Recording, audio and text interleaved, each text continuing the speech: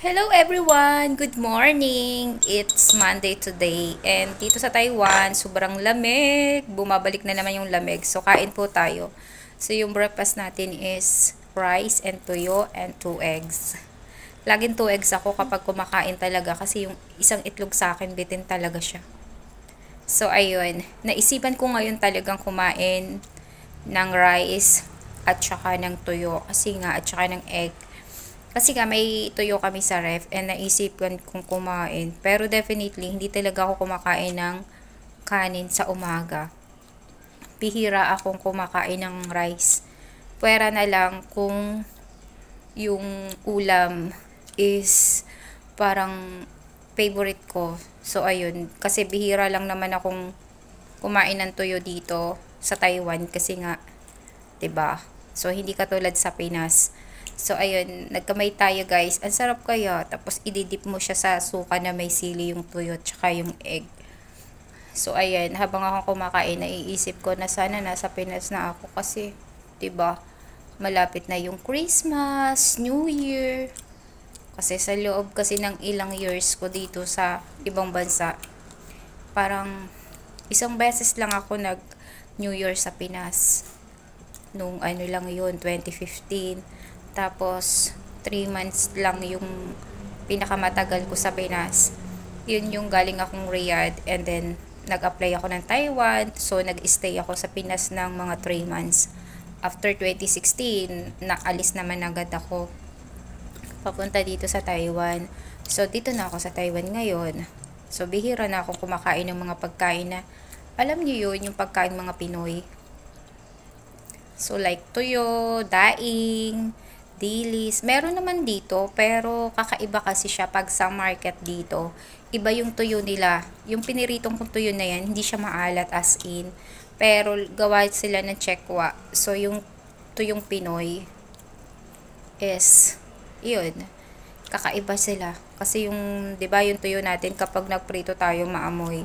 Etong tuyo ko na to is hindi talaga siya. As in, parang yung pagkakaluto nila is parang hindi nila binibilad sa araw.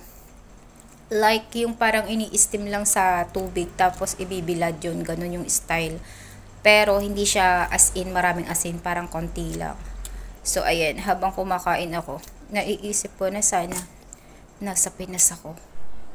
So yun, sarap kaya ng kain ko. And yesterday, kumain din ako ng rice and tuyo.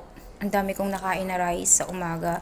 So kapag kumakain ako ng rice sa umaga, sa tanghali, hindi na talaga ako nagkakain ng madami na rice. As in, mga 2 spoon na lang na rice. Tapos, yun na lang, ulam, tas gulay na. And then, yesterday din kagabi, hindi na talaga ako nag-rice. Kasi nga, gabi na kasi nga, kumain ako ng umaga. Pag kumain kasi ako ng rice ng umaga, hindi. Kasi sa isang araw, 2 beses lang ako kumakain ng kanin. Yun. And then sabi ng alaga ko, hindi raw ako nag-rice. Sabi ko, I'm full. Tapos nagmerienda pa ako ng mga alas 3. So, hindi rin. So, ayun, habang kumakain ako, sarap na sarap talaga ako dito sa kinakain ko. Promise.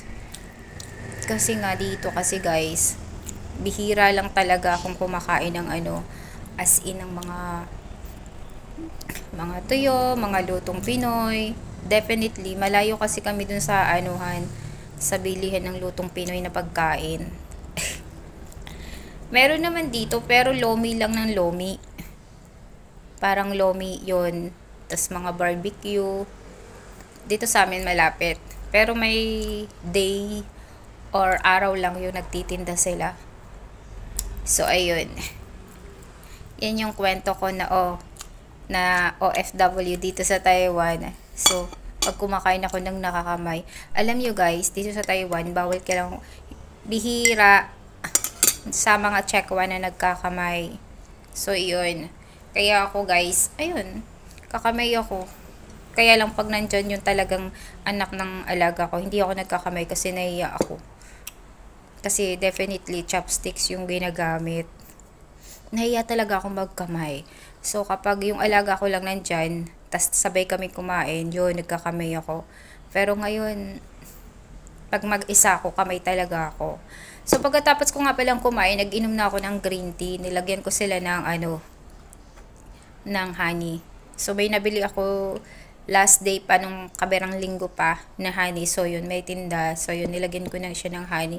So, kada kain ko ng rice, pagkatapos, nag-green tea ako. Kasi ayokong tumaba, pero feeling ko mataba na naman ako. Ayun. Dito kasi lamig na lamig ako ngayong umaga. Kasi winter na naman dito sa Taiwan. Ito yung na parang gusto mong ibalik yung mga ilang buwan na mainit. Alam niyo yun? Pero, kapag naman mainit kasi, hinahanap natin malamig. Pero kapag malamig, hinahanap naman natin mainit. Kasi nga guys, parang niyayaruman na ako kapag halimbawa, malamig. Alam niyo yun? So, ayun. Habang umiinom ako ng tea, nag-iisip ako guys. So, ayan. Tuloy pa rin ang pag-inom ng tea. So, yun nga guys. So, kapag gusto nyo pumunta rito sa Taiwan, so, mararanasan nyo yung mga bagay na malamig. Charot! Pero alam ko sa Pinas, pag December, malamig din naman, pero hindi talaga as in lamig na lamig. O, parang Baguio. Yun sa Baguio malamig.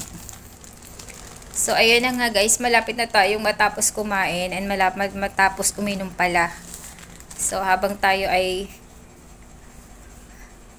nag-iinom ng tea. So, ayun. Unas tayo guys. Sinipon ako sa pag-inom ko ng tea. So, ayun lang guys. Thank you for watching guys. And please subscribe my YouTube channel, Alsa Alcantara. Yun lang guys. And marami pong salamat sa nag-watch ng aking video. Thank you. Bye-bye. And God bless and advance Merry Christmas. And Happy New Year.